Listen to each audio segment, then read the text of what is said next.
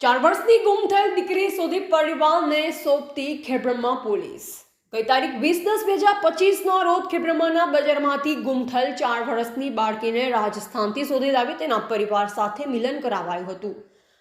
દિવાળીના તહેવારોના કારણે ખેડબ્રહ્મા શહેરમાં અત્યંત ગરાગી હોવાથી કુટુંબ સાથે આવેલ એક 4 વર્ષની દીકરી છૂટી પડી ગઈ હતી, જેને શોધવા માટે ખેડબ્રહ્મા પોલીસ સ્ટેશનના PI DN Sadhu, PSI KV Vahoniya तथा outpost head constable Dharmendra Kumar Patel, outpost police constable Pradeep Singh, outpost police constable Dilip Bhai, outpost police constable Akshay Kumar, outpost police constable Kalpesh Kumar तथा आउटपोस्ट पुलिस कांस्टेबल अरविंद भाई वगैरह अलग अलग टीमों बनावी आसपासना विस्तारमां तपास चालू करी अने सोशल मीडियामां पण आ समाचार वायरल कर्या।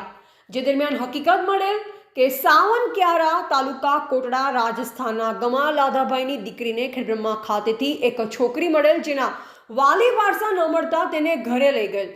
જે હકીકત આધારે લાધાભાઈ ગમાના ઘરે જઈ તપાસ કરતા સદર ગુમ થનાર દીકરી મળી આવતા દીકરીને તેના પરિવાર સાથે મિલન કરાવતા પરિવારમાં આનંદની લાગણી છવાઈ હતી।